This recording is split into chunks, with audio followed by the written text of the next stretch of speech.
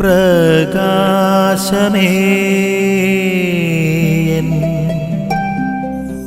മിഴി തുറക്കുക വേഗം. ഇന്നത്തെ സുവിശേഷത്തിൽ ഈശോ പറയുന്നുണ്ട്, എന്നെ ശുശ്രൂഷിക്കാൻ ആഗ്രഹിക്കുന്നവൻ എന്നെ അനുഗമിക്കണമെന്ന്. ഈശോയെ അനുഗമിക്കുക എന്നുള്ളത് അവന്റെ ശുശ്രൂഷ ദൗത്യത്തിലുള്ള ഒരു പങ്കുചേരലാണ് എന്ന് ഈശോ നമ്മെ ഓർമ്മപ്പെടുത്തുന്നുണ്ട്. നമുക്ക് ചിന്തിക്കാം, നമ്മൾ ആരെയാണ് അനുഗമിക്കുന്നത് എന്ന്. ലോകത്തിന്റെ നശ്വരങ്ങളായ നേട്ടങ്ങളുടെ പുറകെയാണോ നമ്മൾ പോകുന്നത്?